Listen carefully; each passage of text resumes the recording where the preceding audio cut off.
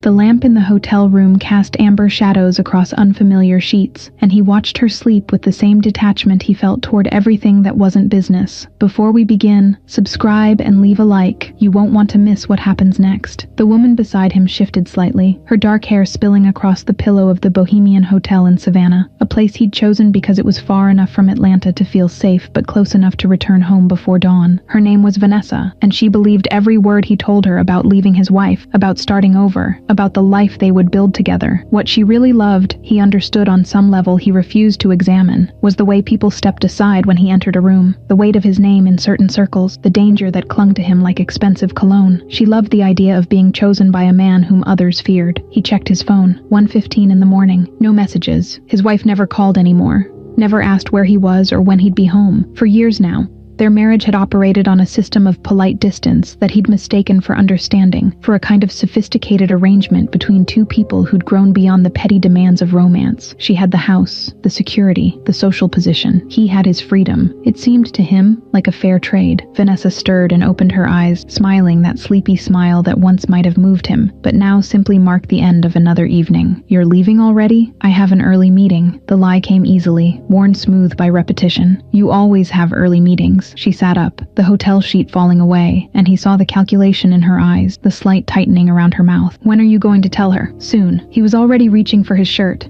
his mind already on the drive back, the careful shower he'd take in the guest bathroom, the few hours of sleep before his actual day began. These things take time, legal complications. "You've been saying that for 8 months. He kissed her forehead, a gesture that required no feeling, and left her there among the expensive sheets and broken promises. The Savannah streets were empty at this hour, the historic district sleeping beneath ancient oaks draped in Spanish moss. He'd been conducting this particular affair with the precision he brought to his business dealings, scheduled and contained, never allowing it to interfere with the structure of his life. There had been others before Vanessa, and there would likely be others after. His wife had never said a word, had never thrown accusations or made scenes, and he'd taken her silence for acceptance. The drive back to Atlanta took just over 4 hours. He knew every mile of I-16, had made this trip so many times it no longer required conscious thought. His house sat in Buckhead, in one of those neighborhoods where the homes hid behind walls and gates, where wealth whispered instead of shouted. He pulled into the driveway at 5:30, noting with approval that no lights were on, that everything appeared exactly as he'd left it. The first strange thing was the front door. His key turned in the lock, but something felt different, resistant. He had to push harder than usual, and when he stepped inside, the alarm didn't chirp its usual warning. The system had been disarmed,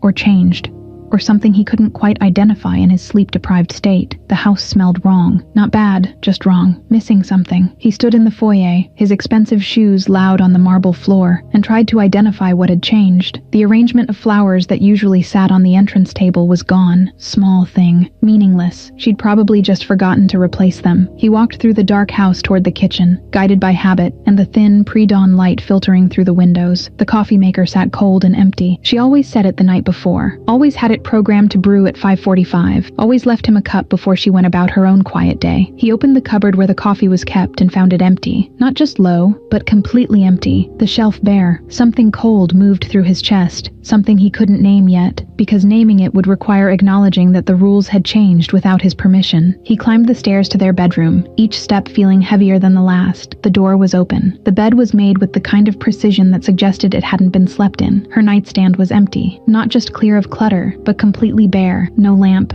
no book, no reading glasses, no phone charger. He opened the drawer, empty. He crossed to her closet and pulled open the door to find empty hangers swaying slightly in the disturbed air. His heart was pounding now, his breath coming faster. He went through the rest of the house like a man searching for evidence of a crime, and in every room he found the same careful subtraction. Her office, where she used to paint before he'd asked her to stop because the smell bothered him, was completely empty. The guest room where she'd been sleeping for the past year, claiming his snoring kept her awake, held nothing but furniture. The bathroom they'd once shared contained only his things, arranged on the counter with what now seemed like deliberate mockery of his assumption that nothing would ever change. He found the envelope on the kitchen counter, propped against the fruit bowl that was also empty, his name on the front in her handwriting, which he realized with a shock he hadn't seen in months, maybe years. Inside, a single sheet of paper with an attorney's letterhead and a brief message in her hand. All papers are filed. Please direct any necessary communication through the law office listed above. I wish you well. No explanation. No accusations. No emotion at all. Just the cool, professional tone of someone closing a business transaction. He called her phone. Disconnected. He called her sister. The number rang through to voicemail,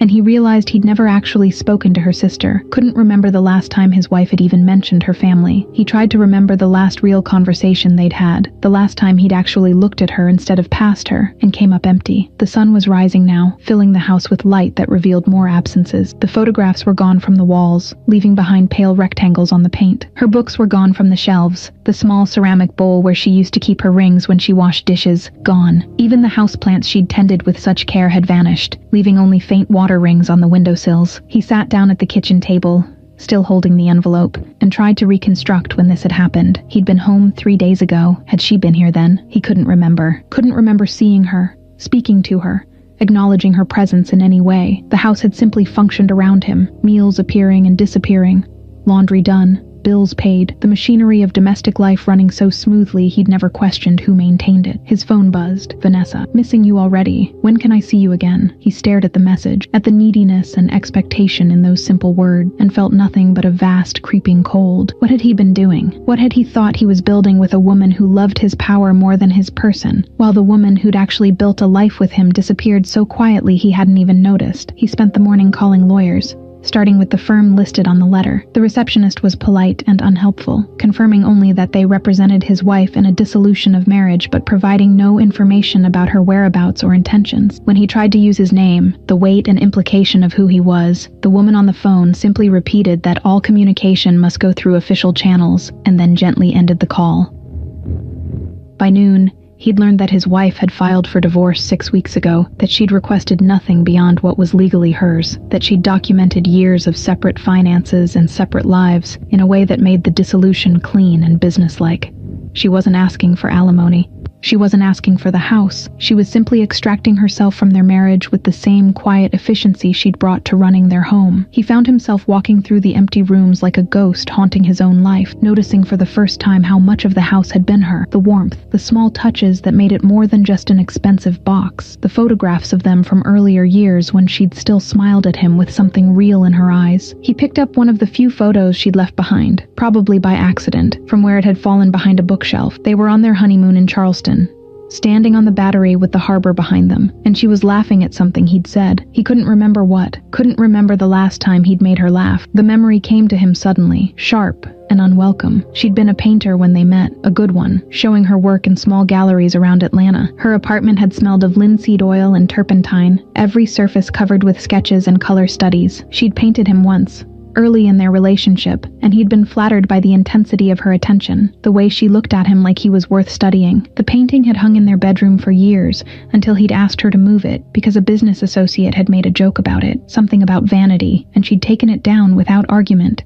And he'd never seen it again. When had she stopped painting? He tried to remember, moving backward through years that blurred together. 3 years ago? 4? He'd complained about the smell, about the space her studio took up, about how she was never available when he needed her because she was always covered in paint and lost in her work. She'd moved her supplies to the smaller guest room. Then, she'd mentioned something about a show, and he'd had a conflict. Some business dinner he couldn't miss, and she'd gone alone. Had there been other shows? Had she stopped inviting him, or had he simply stopped listening? He opened his laptop and searched for her name plus artist, and found a website he'd never known existed. Her portfolio was there, updated as recently as 2 months ago. Landscapes mostly, but also portraits and abstract work that showed a depth of feeling he'd forgotten she possessed. There was a contact form but no personal information, no location, nothing that would tell him where she was. His phone rang. Vanessa again. He let it go to voicemail, then listened to her message asking about dinner, about whether he'd spoken to his wife yet, about when they could stop hiding. The irony struck him hard enough to hurt. He'd never been hiding from his wife. She'd known. Of course she'd known. She'd simply stopped caring enough to confront him about it. Another memory. This one more recent. 6 months ago. Maybe 8. He'd come home late and found her in the kitchen making tea. She'd looked at him with an expression he hadn't been able to read, something tired and final, and said, "I hope you find what you're looking for." He'd assumed she meant in the refrigerator, had mumbled something about not being hungry, and gone upstairs. Now he understood she'd been talking about something else entirely, had maybe been saying goodbye even then. He drove to her sister's house in Decatur, a modest bungalow in a neighborhood he'd never bothered to visit. The sister answered the door but didn't invite him in, her face carefully neutral. She doesn't want to see you. I just want to talk to her. I just want to understand. You had 20 years to understand. The sister's voice was quiet but absolutely firm. She's done explaining herself to you. Is she here? No. And if she was, I wouldn't tell you. The sister started to close the door, then paused. Do you know what she did for you? Do you have any idea what she gave up? He stood on the porch like a man waiting for a blow, and the sister delivered it with precision. She was accepted to a residency in New York, a year-long program at the Art Students League, full scholarship, the kind of opportunity most artists never get. This was 15 years ago. You told her you couldn't possibly relocate for something so impractical, that your business was here, that she needed to be realistic about priorities. She turned it down. She never applied for another residency. She never submitted to another major show. She made herself smaller and smaller until she almost disappeared, and you never even noticed. The door closed, leaving him alone with information he didn't want and couldn't unknow. He hired a private investigator, not to harass her, but simply to know she was safe, to understand where she'd gone. The investigator reported back within 3 days. She'd moved to Asheville, North Carolina, to a small apartment in the River Arts District. She'd taken a part-time job at a gallery. She'd started painting again, setting up a studio space in one of the shared buildings where artists worked and sold their pieces. The investigator sent photos, long range and impersonal, and he saw her in them carrying canvases, talking to other artists, smiling in a way he hadn't seen her smile in years. She looked lighter, somehow, younger, free. He wanted to go to her, to explain, to promise he would change. But what would he be promising? To stop cheating. He'd already stopped, had ended things with Vanessa in a brief, ugly phone call that left her crying, and him feeling nothing but relief. To pay more attention? To care about her work, her interests, her internal life. These weren't promises you made after 20 years of marriage. These were the basic requirements of loving someone, and he'd failed at all of them so completely that she'd had to erase herself from his life just to remember who she was. The lawyer he consulted, his own this time, looked over the divorce papers and shrugged. She's not asking for anything unreasonable. She's actually being extremely generous, given your assets. If you contest this, you'll only drag it out and make it expensive. My professional advice is to sign. What if I don't want a divorce? The lawyer looked at him with something close to pity. Then you should have thought about that before she did. He signed the papers on a Thursday afternoon in October, sitting in his lawyer's office with downtown Atlanta spread out below him through the windows. The process took less than 15 minutes, 20 years reduced to signatures and notary stamps, and the quiet efficiency of legal dissolution. That night he sat in the empty house and tried to watch television, but every channel seemed to be showing couples who spoke to each other, who touched casually, who inhabited the same space with easy intimacy. He turned it off and sat in the silence that had been there all along, that he was only now learning to hear. He thought about Vanessa, about the other women before her, about the emptiness he'd been trying to fill with attention that cost him nothing and meant even less. He'd built an entire shadow life on the foundation of his wife's silence, mistaking her endurance for permission, her exhaustion for peace. His phone showed her number still in his contacts, still labeled home, because that's what she'd been, the center of a life he'd taken for granted until it was gone. He typed a message he would never send. I'm sorry, I understand now, but I understand too late. Winter came to Atlanta with unusual cold, and the house became impossible to live in despite the heat running constantly. It wasn't the temperature, but the echoes, the way every sound he made rattled through empty rooms and came back to him altered and strange. He sold it in January to a young couple who walked through talking excitedly about nurseries and home offices, about the life they would build in these spaces that had witnessed the slow death of his marriage. He moved to a high-rise condo in Midtown, all glass and steel and anonymous luxury, a place that required nothing of him. The divorce was finalized on a gray morning in February. He received the documents by mail, along with a brief note from her attorney stating that his former wife requested no further contact. The finality of it felt both devastating and appropriate, like the closing of a door he'd left open too long. He'd stopped trying to reach her after that day at her sister's house, had recognized that his desire to explain himself was just another form of selfishness, another way of making her responsible for his feelings. She'd asked for nothing but distance, and the least he could do, the only thing he could still do, was give her that. His business continued, meetings and negotiations and the careful management of interests both legal and less so, but he found himself distracted in ways that worried his associates. He caught himself sometimes in the middle of a conversation, suddenly aware that he'd stopped listening, that his mind had drifted to a memory of her reading in bed beside him, or humming while she cooked, or the particular way she'd looked at him in the early years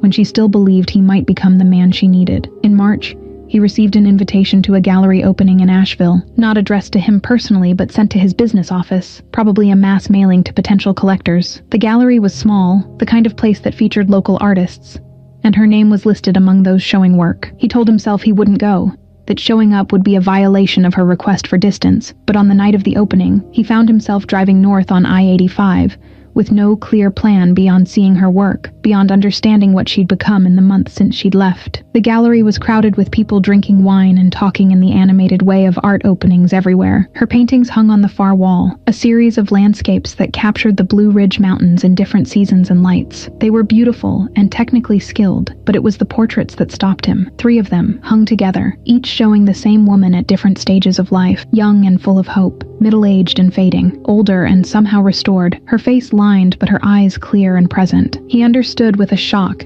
that cut through him like cold water that he was looking at her self-portraits, at the story of her disappearance and return rendered in oil and canvas. Powerful, aren't they? A woman beside him, holding a wine glass, studying the paintings with professional interest.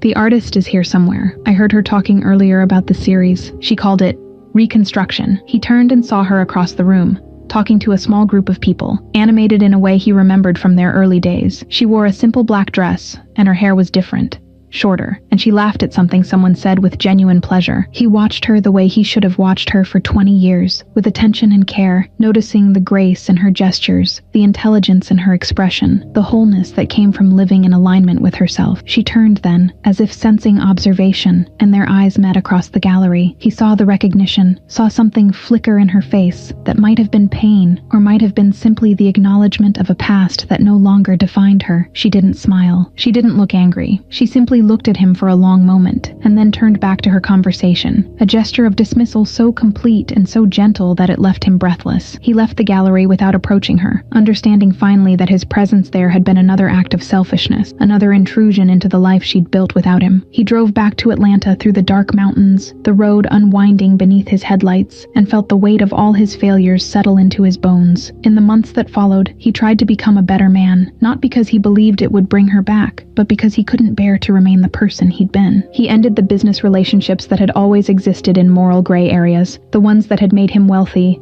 but had also made him someone his wife couldn't respect. He started therapy, sitting in an office in Buckhead every Tuesday afternoon, talking to a patient woman who asked him questions about his childhood, his parents' marriage, the ways he'd learned to equate love with control and presence with possession. He dated occasionally, careful women who knew who he was and what he'd been, but he found he had no stomach for the games anymore, for the careful dance of attraction and pursuit. He told them the truth, that he was still in love with his ex-wife, that he was probably always going to be in love with her, and they drifted away with varying degrees of disappointment and relief. Summer came and went. He heard through mutual acquaintances that she was doing well, that her work was gaining recognition, that she seemed happy. He was glad for that, genuinely glad, even though the knowledge of her happiness without him was a wound that wouldn't close. In September, he received an envelope in the mail, postmarked from Asheville. Inside was a gallery card announcing her first solo show, scheduled for October. No note, no message, just the card itself. He didn't know if she'd sent it, or if he was simply on the gallery's mailing list, but he kept it on his desk, looking at it sometimes when the empty condo felt particularly oppressive. He didn't go to the opening. He'd learned that much at least, had learned to respect boundaries even when it cost him. But he called the gallery a week later, and bought one of her paintings, a landscape of the mountains at dawn, everything soft and full of promise. He had it delivered to his condo,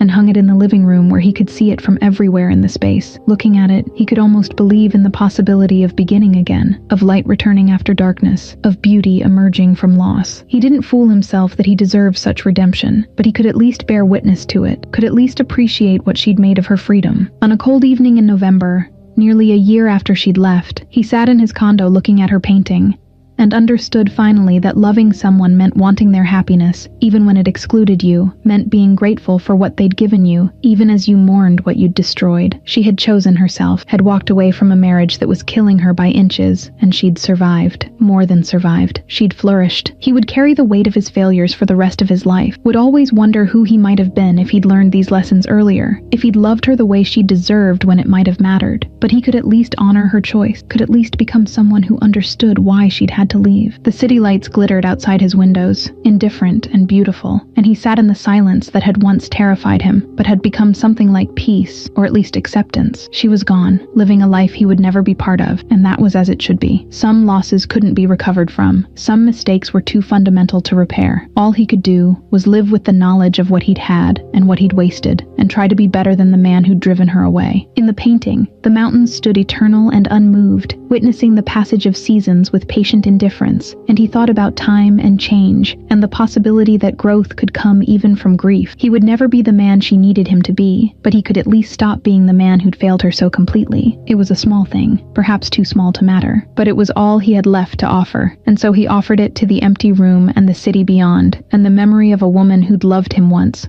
and had been brave enough to stop.